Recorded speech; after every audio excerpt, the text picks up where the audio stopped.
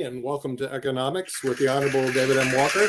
I'll be your moderator today, Nick Calavita, but actually we have a joint moderator, and we have a very exciting topic to discuss, which of course is the economy in 2023. So we're going to bring in our co-host for today's show. Let's bring in the Honorable Kim Calhoun. Kim, welcome to the show, and thank you for moderating the other shows since I was on the road. And I think the world missed you, Nick. I know I did. It's life in the big city. I'm going to try not to be on the road so much. This person is not on the road, but we're going to bring him in, the Honorable David M. Walker, the former Comptroller General of the United States of America. David, welcome to the show. Good to see you. Welcome back, Nick. Yes. Okay. Well, yeah, it's been a little hectic traveling, but we have some important business to discuss today, which of course is the economy in 2023. Later on today, we're going to be joined by Dennis Stearns, who's the CEO of the Stearns Financial Group, which is a multi-billion-dollar money management firm. And I've known him for about 50 years, which is amazing, but sometimes that does happen.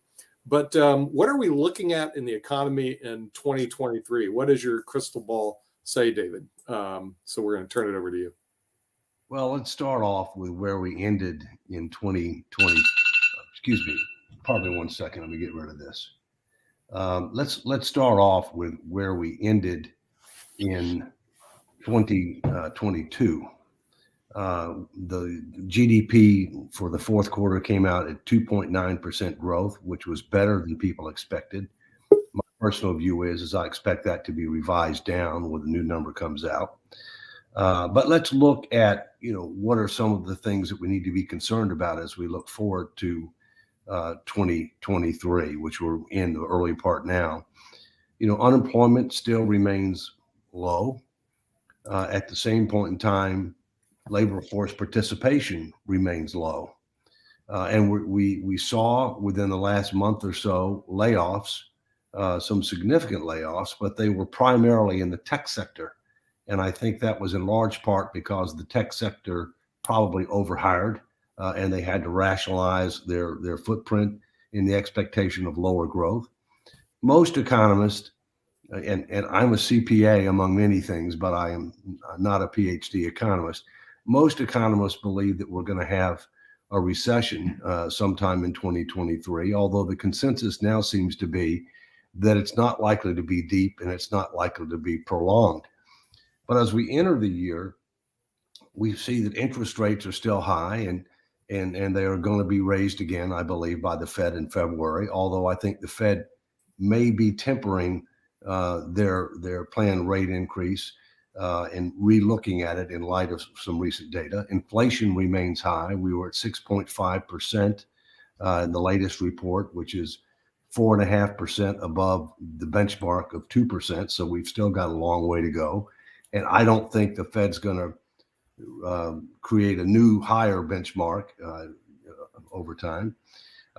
Federal spending has been out of control, totally out of control, in particular with regard to the omnibus bill, the $1.7 trillion omnibus bill that was filled with earmarks and a variety of other things. Now that the Republicans have taken over the House, I think the brakes are going to be put on with regard to federal spending. And then the question is that what's going to happen going forward, including with regard to the debt ceiling limit, which we can talk about it if you want to. If you look at from a broader perspective, not just at the federal level, but also with regard to overall debt levels going up, savings rates are going down. That's not a good indicator. And then from a different perspective, you have security issues. The Ukraine war continues to drag on. There's no end in sight. At the same point in time, we've got other security concerns that we need to be concerned about, in particular, Taiwan, Iran, North Korea, but Taiwan being the biggest. And one of the challenges that people are now starting to realize is that Ukraine wasn't armed adequately before the Russians went in. And now there's a big effort to try to get them armed now.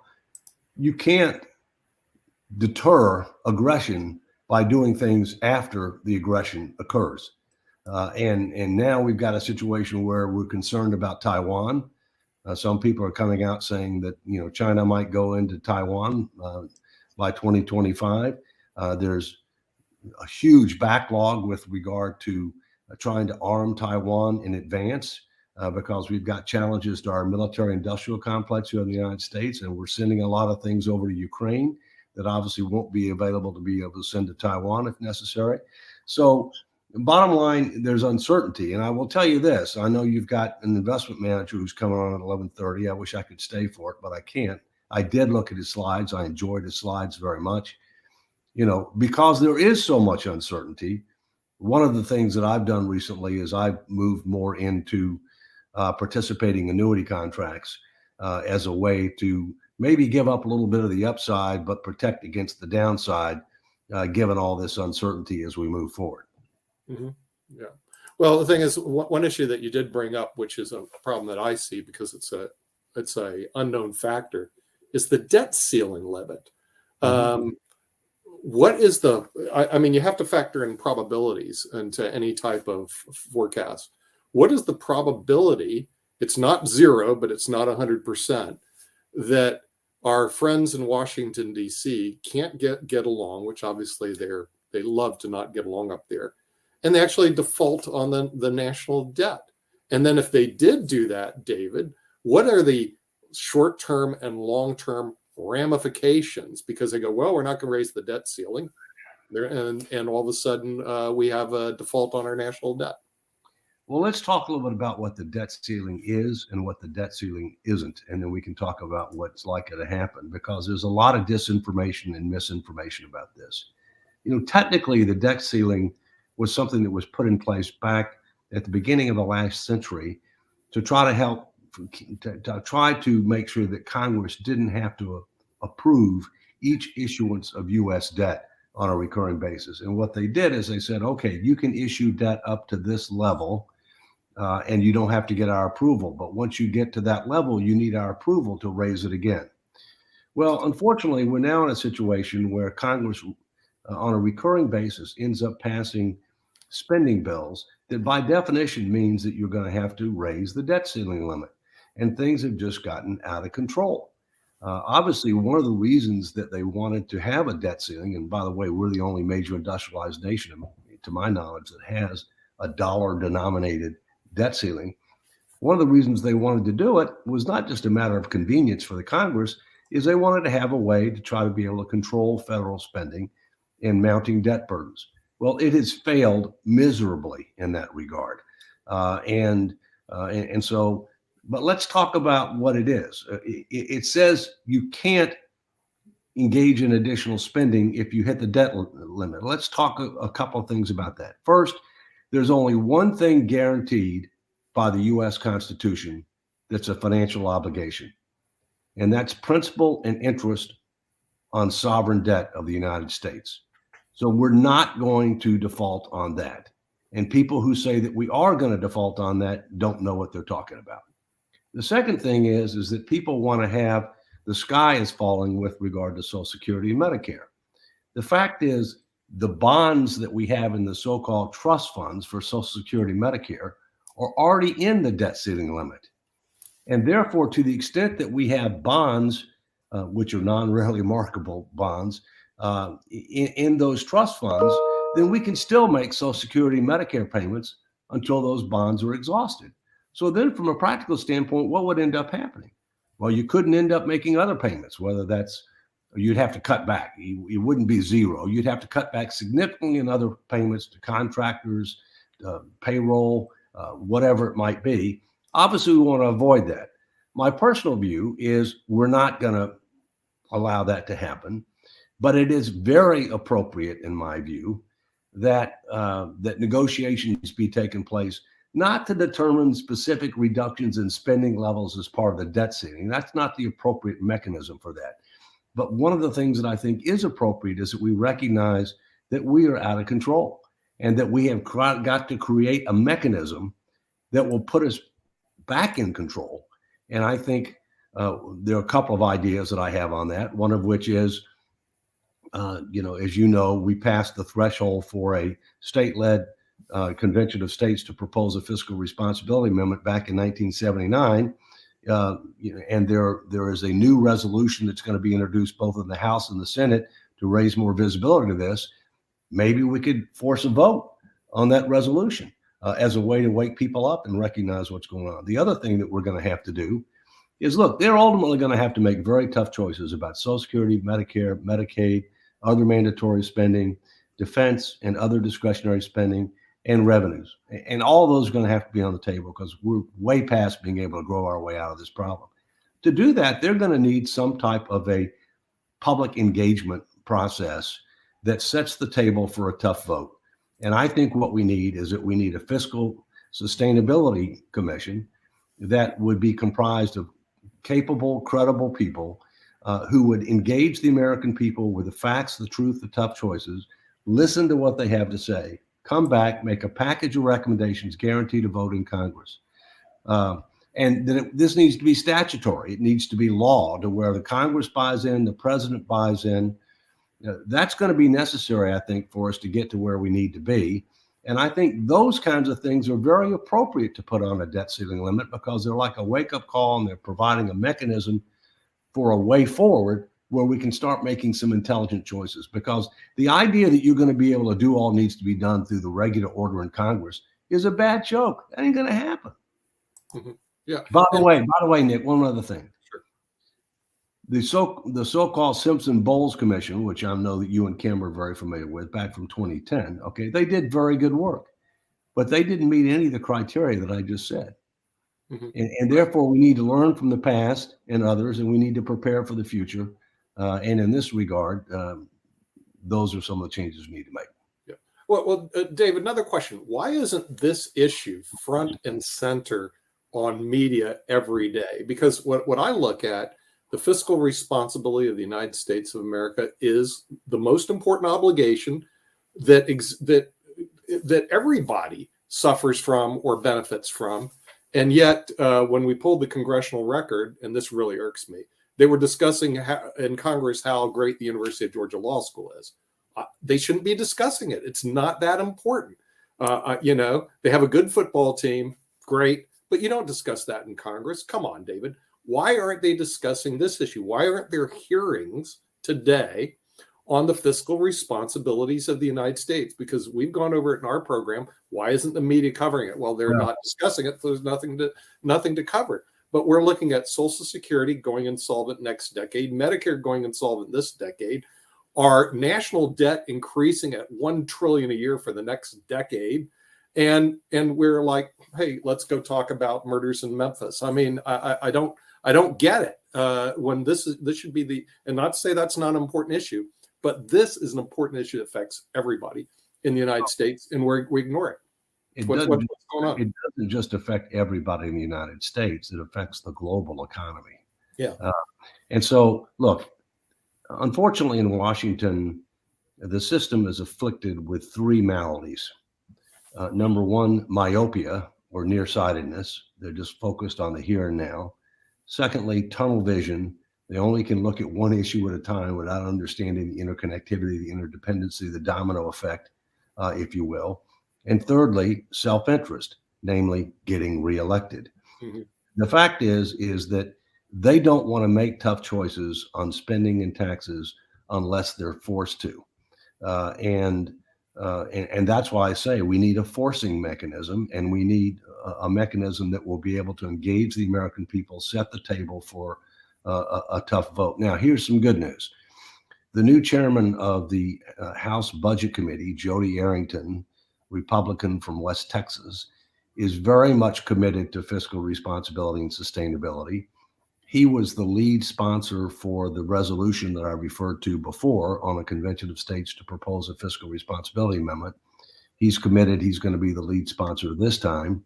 He's obviously in a much stronger position this Congress than he was the last.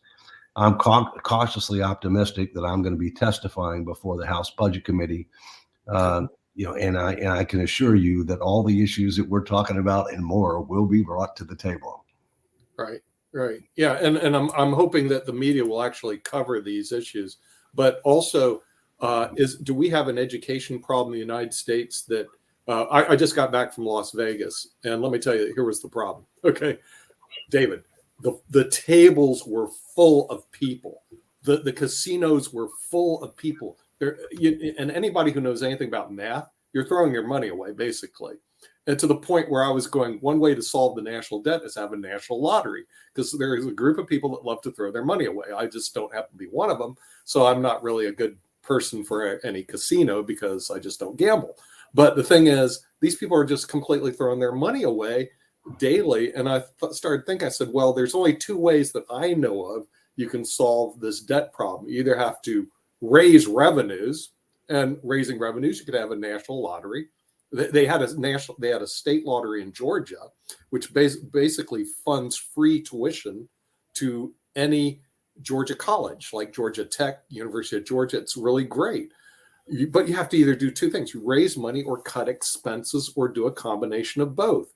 It seems to me that the people in Congress don't even know basic finances, let alone sophisticated mechanisms to get us out of this hole that we're in. And so what they do is they just ignore it.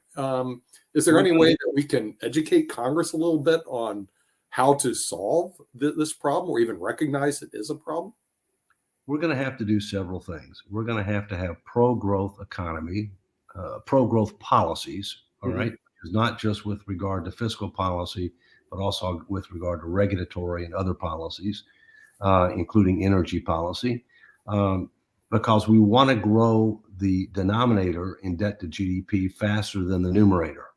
And you can do that even if the numerator is growing, if you grow the denominator faster than the numerator. However, our financial hole is so deep, there's no way you can grow your way out of the problem. So we're going to have to restructure social insurance programs to make them solvent, sustainable, secure. We're going to have to reprioritize and reduce projected spending for discretionary programs. And we're going to have to engage in comprehensive tax reform that will generate more revenues as a percentage of GDP. My wife is, I'm not a gambler either, because I know something about math as well. And, and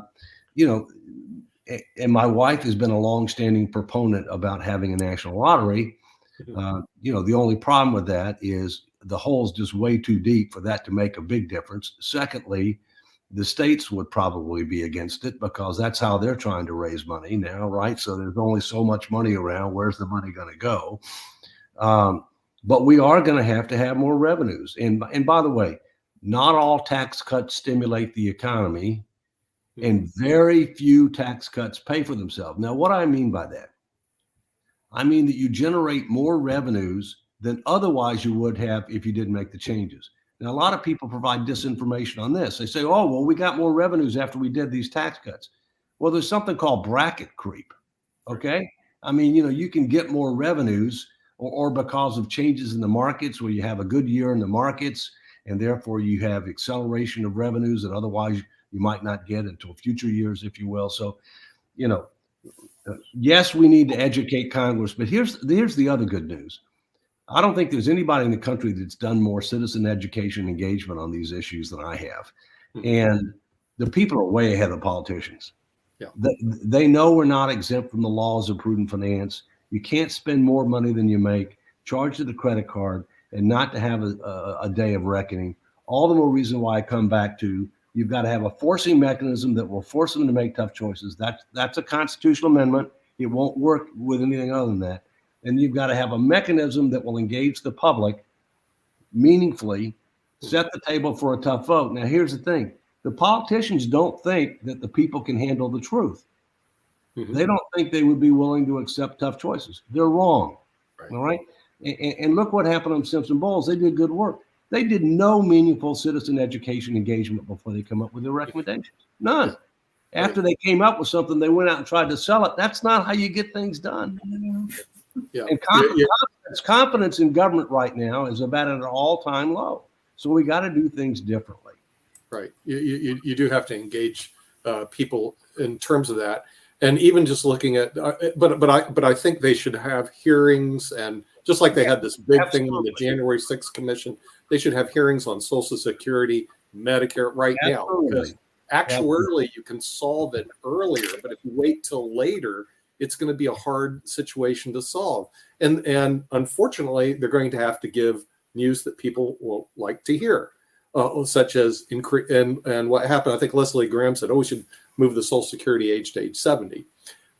But there are ways you can tweak it to make it better. The work that I do, being a lawyer, I can work to age 70. It's no big deal. It's not, Frank. I'm not going to say it's not hard work, but basically, it's not hard labor work. It's not. But if I was, you know what I mean? I hate to say it. It's not. Yeah, hard I work. get Okay, but the thing is, if I was in a trade, and I was out doing construction work, for example, then at age 70, that could be a hard time to force that to be the normal retirement age. So they should actually test for people like me that Social Security could be longer, or frankly, not exempt at all, because some people make too much money. It doesn't matter if they receive Social Security or not. And some people are forced to live on it. There's no means testing. There's no changes in age. And frankly, there's no discussion about it, which means there's the result, our Social Security system goes insolvent in 2 decades. Okay, let's talk a little bit about Social Security. Okay, as Yeah. you know, among other things, I was also a trustee of Social Security Medicare for 5 years. All right, and there's a lot of disinformation and misinformation about Social Security as well. First, you are correct to say that early in the next decade, and I think the date will move up, that the quote unquote trust fund, and I like to put that in quotes, trust the government fund, okay, will go down to zero. Now, what happens when it goes down to zero? There's still money coming in. There's not enough money coming in, all right? So your negative cash flow, you would have cashed in all those bonds that we talked about earlier. And so you would have to immediately cut benefits across the board, 22 to 25% across the board, and that percentage would go up somewhat over time if you do nothing. Here's my frustration about Social Security. Based on extensive work that I've done, the fact is that we have an opportunity to exceed the expectation of every generation of Americans in Social Security reform, and we ought to do it sooner rather than later. Why? Because seniors think they're going to get taken advantage of. There are other words that I could use, but I won't use them on the program. At the same point in time, young people don't think they're going to get anything. Right. They're both wrong. It would be inequitable and politically infeasible to do something for people who are in the program, already retired or close to retirement, and young people are going to get something. The question is, how much are they going to get? At what age are going to get it? And at what tax rate are they going to have to bear in order to get it, right? I worked with Bill Clinton in 1997 to try to pave the way for Social Security reform. And we would have had Social Security reform while he was in office, but for the Monica Lewinsky situation, where he lost all of his political capital. George Bush tried to do Social Security reform, but he forgot the second word in Social Security. It's not opportunity, it's security, all right? Because, a very significant percentage of the population relies solely on Social Security for retirement income. It was never intended to be that way. Here's what's likely to happen, Nick. What's likely to happen is you're not going to raise the early retirement age, okay, because you've got some people in certain occupations, they need access to that. Although a lot of people that are in those occupations have pretty good pension plans, okay? I mean, better than average, all right? Secondly, you are, I think, going to raise the normal retirement age gradually, probably another 2 to 3 years, over 20 to 30 years gradually, okay? You're going to see a significant increase in the taxable wage-based cap, all right? You're going to see a change in the benefit structure so that people that are close to the poverty level or lower income will end up getting a higher replacement rate. People that are upper middle and upper income will get a lower replacement rate. But you're not going to turn it into a welfare program, because that would end up undercutting support for the program. You're not going to fully means test it, if you will, because that would make it a welfare program, and we got too many welfare programs already. So, and you're going to look at the cost of living formula and determine whether or not there ought to be a change on that based upon the differences in a basket of goods, depending upon your age and your life cycle, if you will. So those are some of the kinds of things that are likely to happen. And those type of reforms got 77% support from representative groups of voters on the tour that I did around the country. And, that's even more than a veto. I mean, that overrides a veto. Mm-hmm. Yep. Well, we've been joined by Dennis Stearns, who's the CEO of the Stearns Financial Group, who's going to be giving us the economic forecast. I just want to do one more issue with David before Sure. he has to go. And this deals with an important topic called Medicare issues. We're seeing Medicare going insolvent by the end of this decade. Is there any talk in Congress about Medicare reform, or are we just going to let it just puke out by the end of this decade, which is only several years from now, by the way? Yeah, well, the latest projection is the Part A program, which is hospital insurance. Okay, Medicare is several programs. It's Part A, which is hospital insurance. It's Part B, which is supplemental medical insurance outpatient physicians. It's Part D, which is prescription drugs. And some people, including my wife and myself, have Part C, which is Medicare Advantage, which is a hybrid.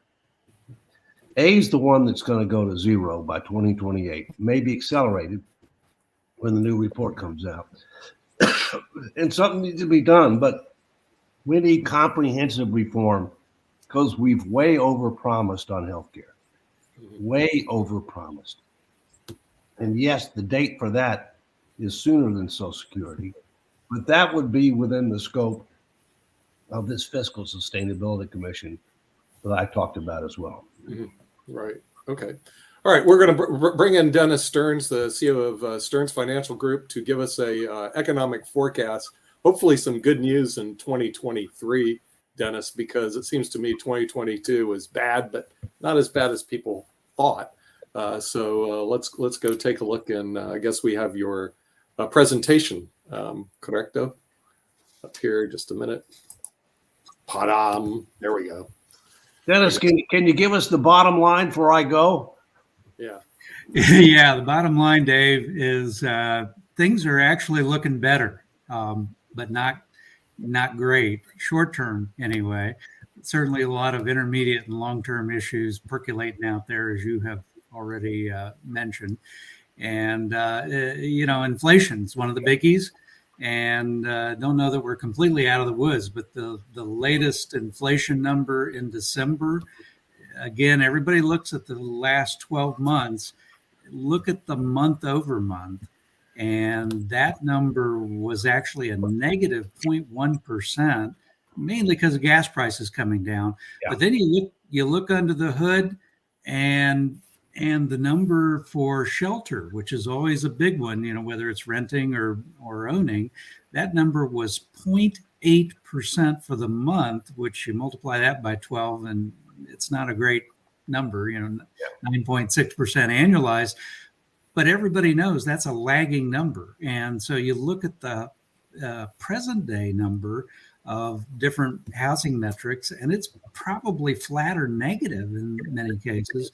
Now, we still think rents are going to be above average growth, but they won't be the double-digit rates. So is inflation under control? Yeah, it's getting there, and may not be the big boogeyman that we thought it was last year. Well, thank you. I wish I could stay for the whole thing, but I did look at it and enjoyed it. Thank you very much. Yeah, thank you. So, getting on to what moved markets in 2022, talked about inflation. And again, that's the backward-looking 12-month number, which as we go into 2023, again, I think that number will be radically lower.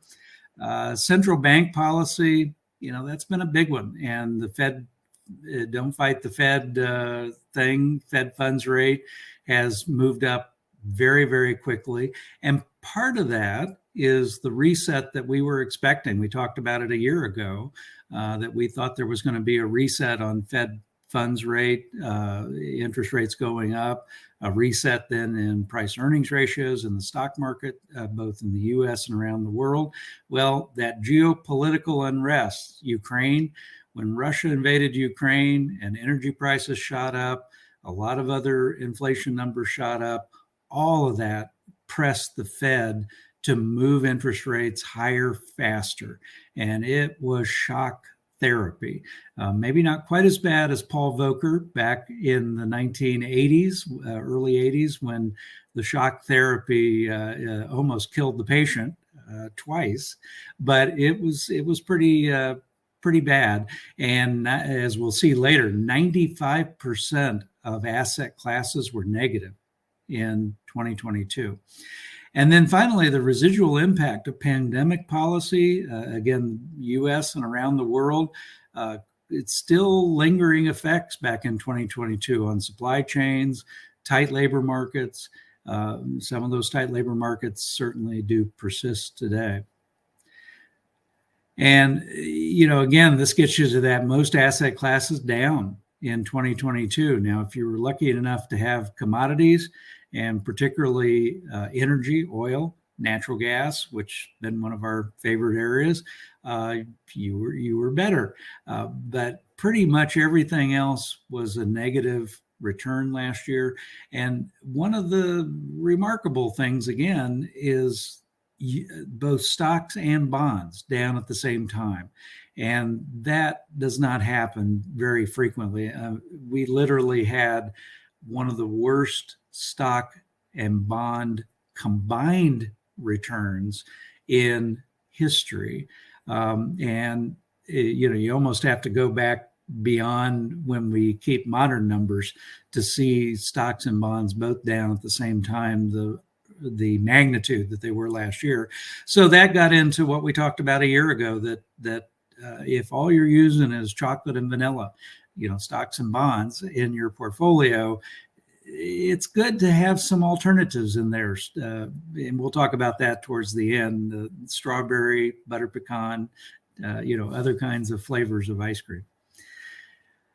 And this is just a reminder that the stock market has long periods of outperformance, and it's then punctuated by these red periods of, oh my goodness, bad times, but they are much shorter in duration. So it is still true that the stock market, closely aligned with real estate, is particularly income producing real estate, is one of the greatest wealth producers of the last century.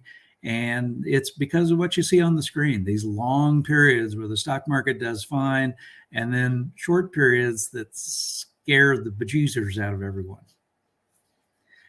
Bonds, again, had a really bad year last year. And again, these statistics, we're going back to 1926 for these statistics, that the worst bear year for bonds was last year. And that's on the far left of this chart. You then had a few years where you lost money, 0 to negative 10%, and then less than average. Again, average over a long period has been 5%, and that's the yellow line. That's the highest number. But then average return 3 to 7 is the second highest. Again, 28 years versus 29 years, so pretty close. And then you had a number of years, and this is usually where you had high interest rates going to low, and that's the purple and green on the far right, where bonds made more than normal. So I've heard a lot of people say, oh, bonds are dead and bonds don't make sense anymore. Well, they're making some more sense now. And even though we just came off of one of the worst years literally in the last 100, bonds do make some sense in a portfolio. I will say that just as last year when we had this discussion, we were underweight stocks coming in, we were underweight bonds. Well, we're still underweight bonds. So even though the returns are more interesting, they're just not interesting enough for us to go to a normal weight, even though they do play. I think they'll play better defense going forward. That is one of the keys. And so potential headwinds in 2023, you just got a primer from Dave on U.S. government debt. In our opinion, that debt issue has been way off in the future, and now that future has been brought forward a bit more. Not necessarily going to have huge impacts on securities markets in the next year, 2 or 3, but those issues are coming up. Again, central bank policy will be key this year, not only in the United States, but around the world. What will central banks do? Again, I think central banks, because of that inflation beginning to look better, and again, not just in the US, all other countries around the world, I think that many of them are going to back off.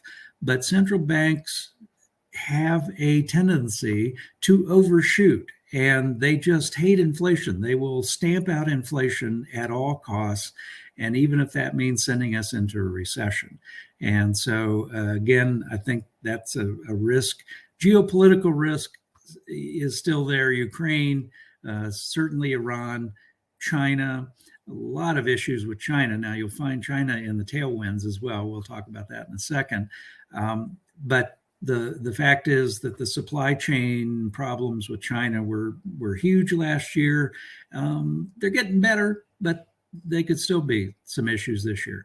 And then that potential recession, we just had some not so great economic numbers in Germany, but we had some better economic numbers in the United States. Maybe we're going to avoid a recession in the US. Our official forecast is a mild and short recession. But again, a lot of the data is trending towards maybe it's not going to be even quite that bad. But it is remarkable. We've just had several surveys of CEOs of major public companies, and 99% of those company CEOs have said short and mild recession. That is a remarkable number. Usually 99% of anything, it doesn't come true. That's been my observation. So again, maybe it's a little better, but there's still some data out there that we're tracking, could, again, some of these issues and a few others that could send us in the wrong direction. But right now, data is trending in a relatively positive direction. And again, you get to this government debt maturity profile. You can see that the U.S. government debt by maturity, we are refinancing literally 50% of the outstanding U.S. government debt in the next 3 years. 50%. That is incredible. And that 50% is at a pretty low interest rate. You can see there that the weighted average coupon rate on that debt, 1.7%. Well, we know when that's refied in the next 3 years, it's going to be higher, and it's going to make that weighted average go up. And so, why the U.S. government didn't push more of their debt out longer when interest rates were low. We know some of the reasons that they felt like the demand was stronger in some of the more intermediate and shorter term, and they could get the financing done easier. I mean, they were even investigating 50-year bonds, which again today sounds crazy, but it wasn't that many years ago they were investigating refining some of it at 50-year bonds at 2%. And today that sounds like it would have been genius, but didn't happen. And so this again is a reminder that things are not great on that fiscal debt front, but they've been worse. So this is the federal net interest cost percent of tax revenue. So again, in past years, when I've been on with you, I've talked about never look at one number. If you fixate on one number, you're probably going to get in trouble. Always compare it to a second number or a third number. And so you have some texture. Well, this is comparing it to tax revenue. Sometimes federal debt costs are compared to GDP, gross domestic product, or other things. But as a percent of tax revenue, you can see that we were in deeper doo-doo in the early 90s. And we had a lot of decline in that percent of tax revenue And you can see on the right-hand side, starting to trend back up. And again, unfortunately, I think because of some of the realities of that debt refinancing I just mentioned and some other things, we're probably going to trend up some more. Dave, I think, talked about fiscal responsibility. Unfortunately, there are some members of Congress that are now talking that game more, but it wasn't too many years ago where no one on either side of the aisle was really talking about, where our debt is. And so this is a freight train we need to get in front of. Again, I know you just had an earful of that from Dave.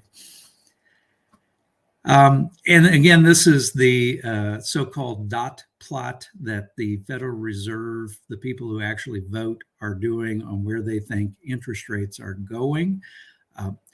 A remarkable little piece of this history is that the voting members on the Federal Reserve, as we came into 2022, now, again, they could not necessarily have anticipated that Russia was going to invade Ukraine and create all kinds of weirdness, and that China supply chains were going to create all kinds of weirdness, and again, this imbalance between demand and supply.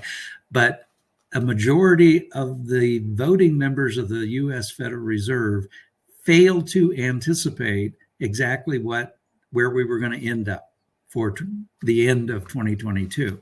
So again, you would say, well, does that mean we should take this with a grain of salt?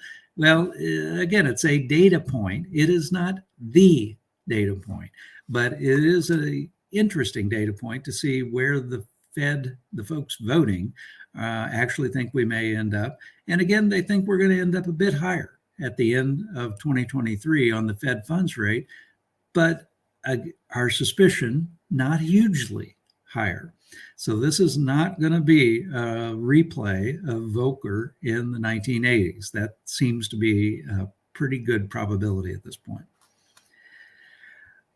This is one we've really got our eye on, and this is, again, in the headwinds category, is earnings expectation. So a lot of companies we talk to, public companies, private as well, but a lot of public companies, they're having margin pressures, profit margin pressures. And some of it's the higher cost of labor, and they got to pay up to get labor. And some of it is some of the inflation coming into their supply chain. Some of it is just realities of the marketplace. And again, I think the good news, we just talked to some folks in the retail industry. There was a survey done of a lot of retail companies who experienced about 6% inflation in their supply chain in 2022. They're expecting 3% in 2023. So that's maybe better news on this profit margin front. We are in earnings season right now in the U.S. stock market, and it's a mixed bag. We've got some companies that are doing okay, and their forward guidance is okay and above average.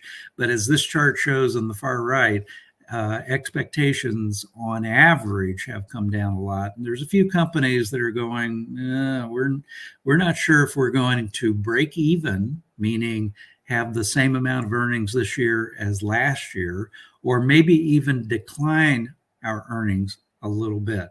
And so for the S&P 500, that decline, we're not saying negative earnings on average. What we're saying is, well, it could be $215 a share if you go across all the companies in the S&P 500. That would actually be an earnings recession. That would be down a little bit. And that would cause a fair amount of additional volatility in the stock market. Right now, our best guess is that data is going to trend towards maybe a flat, but it's company by company. And so again, this is where you look at the stock market, but some of the individual companies are going to have better or worse than average results. Recession watch, again, most anticipated recession in history. Again, remarkable, this chart that we're looking at. And again, what that suggests is, well, if everybody's thinking it's going to happen. Will it really happen?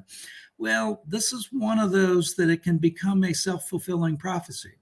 So if enough companies think we're going to have a recession, they start trimming a bit. They trim 3% or 5% of their workforce. We've seen that with a number of companies. Or they trim their marketing budget, or they trim a few other areas. Consumers, if they think a recession's coming, they trim here, they trim there. Maybe they don't make the house purchase, and particularly with the higher mortgage rates we have today. So if enough people do all that, you've just got the recession that you feared. And so, again, this is one of those reasons why we're not saying that we're out of the woods on having some kind of at least mild recession.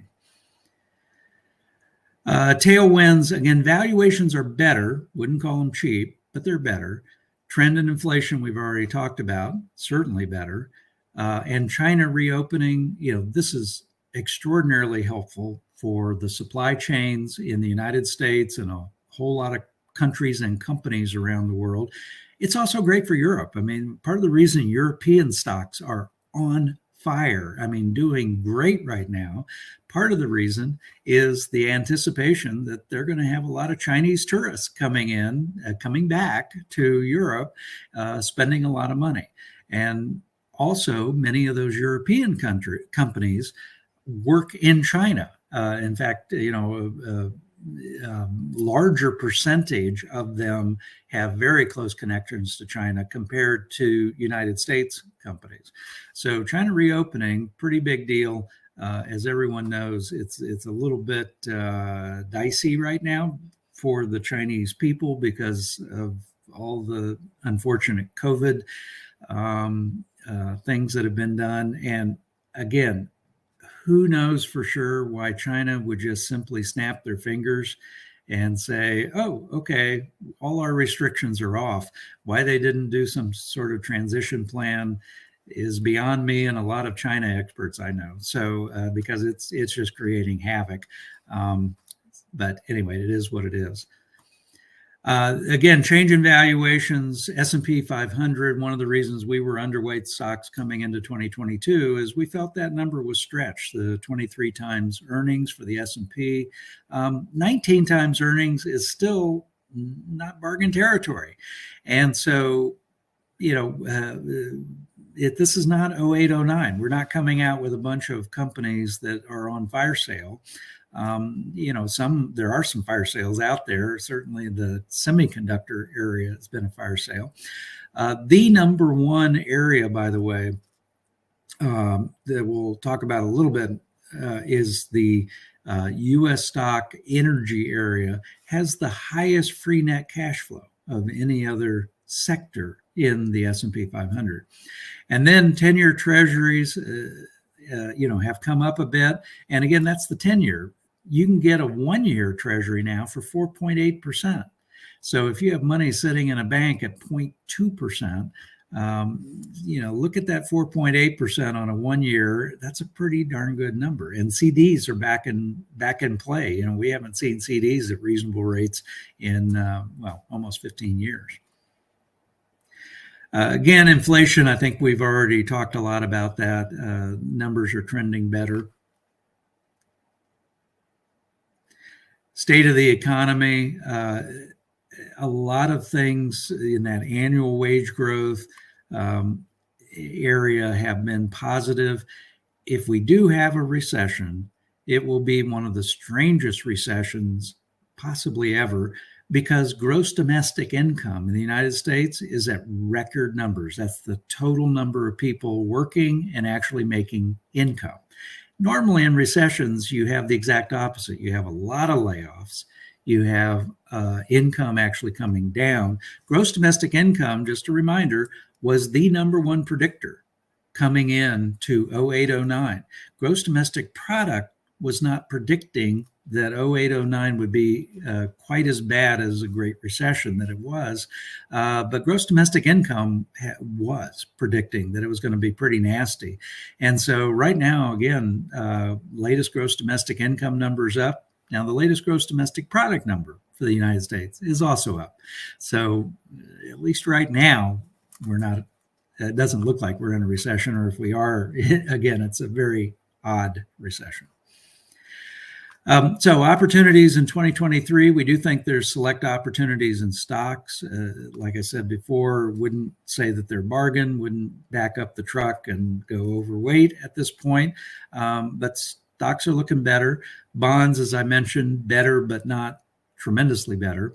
Private assets, pretty good. I mean, a lot of the private asset categories still look pretty good. We'll talk about some of those in a second. And cash, short-term money markets actually making some money again. So yay. U.S. stocks following returns following recessions. Again, are we in a recession? Are we going into one? Who knows? But what you can see here is that even if we have some kind of recession, the returns are generally a bit better after recessions. Now, this is one of those where looking at the stats, we would push back a little bit that returns are going to be spectacular because our valuations are still not at a great bargain point like they are in many recessions. And we have higher interest rates, which automatically resets price earnings ratios a bit lower. So there's just a lot of factors that make us think that what you're looking at on the screen, we'll have decent stock returns, but they may not be above average. Outlook for bonds, again, has improved where we are right now. Starting price matters, whether it's stocks, bonds, real estate, or any other asset class. Well, we're right now in that green sector in the bond market. And that green sector, you look over to the left, well, what does that predict over the next 5 years for bond returns? Well, it predicts that, maybe we'll be somewhere in the 4% on average range.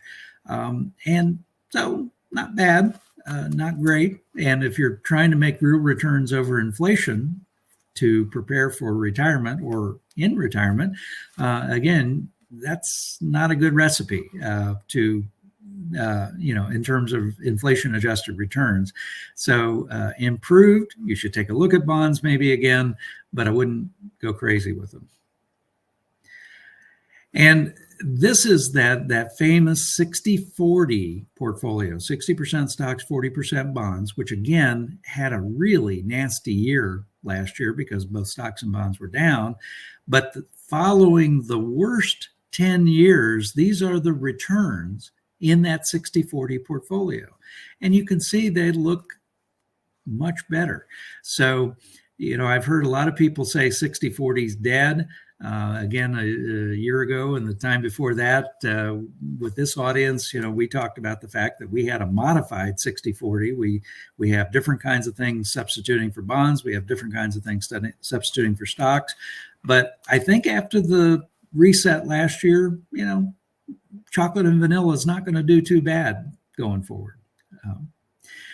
And so that gets into some of these alternatives. Again, we don't have time to go into a lot of depth on all of them, but private real estate still looks good. Now, there has been a bit of a reset in income producing real estate.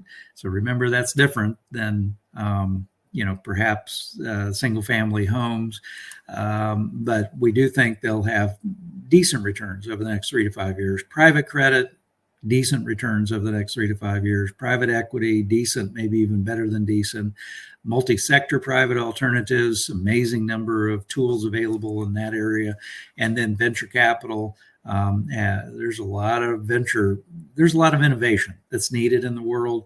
A lot of big companies rely on small companies to come up with their innovation. And so venture capital is starting to look more interesting. And this is that trailing risk reward chart we've looked at before about how do some of the asset classes like timber, like farmland, like private infrastructure, how do they do over time? Well, that's that circle over on the left. They have a lot lower risk than the stock market, which the stock market is that triangle on the very far right. So pretty decent returns in the U.S. stock market, but big volatility measured by standard deviation. So a lot of these other things have produced pretty solid returns, in some cases even better than stocks, and have done it with a lot lower volatility. We think some of that's going to continue even with some of the reset that we saw in 2022. So that's it, Nick. Well, it looks like we have a challenging year ahead trying to figure that out. The biggest thing I saw was that refinancing of the national debt. If you got to zero in on that, Dennis, I didn't know it was going to be that large, 50% of the national debt being refinanced. That's incredible, in the next couple of years. Let's find the CFO of the United States and fire them for not getting ahead of that train. I was going to say they should have gone long term on that. But it also looks like if the interest rates start going down, I guess the best time to buy real estate would be not now or not this year, but the next couple of years if the interest rates go down. In other words, so where you would start acquiring debt again.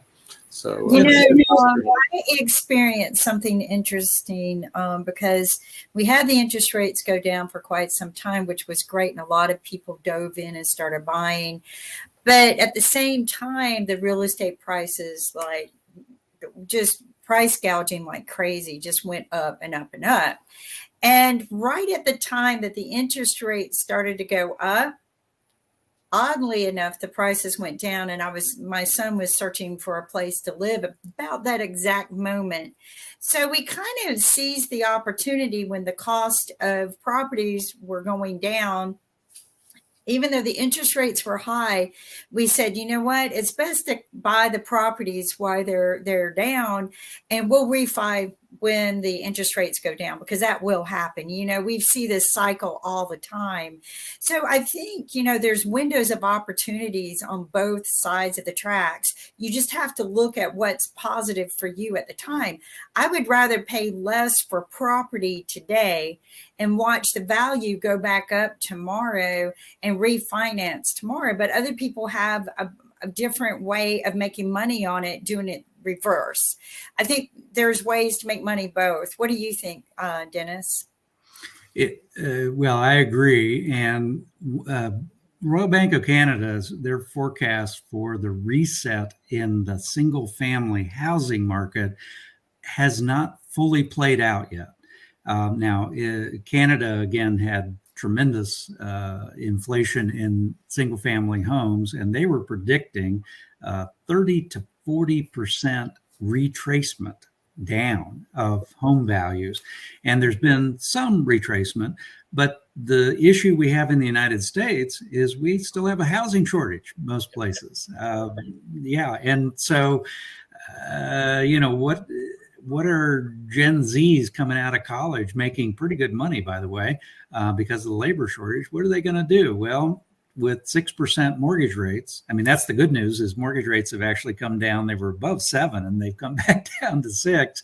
Historically, for those of us who have a little longer term vision, 6% isn't all that bad, but 6% still looks radically bad to a Gen Z coming out of college. But can they even afford the down payment on some of these homes that have only come down 5% or 10% in some markets? And some markets, in some of the markets that we're in, housing demand is so high, they haven't even come down hardly any. So again, we're sailing in uncharted waters, and some would say weird waters right now. Right. Yeah. And with that, we're at the hour. So I'd like to thank our special guest, the CEO of the Stearns Financial Group, Dennis Stearns, who manages somehow more than $1 billion worth of assets, and also the Honorable David M. Walker, the former Comptroller General of the United States, and with a very special report on the economic forecast in 2023. And we'll see you all next week on economics. Great to see you, Dennis. Thank you. You all. Thank you, Dennis.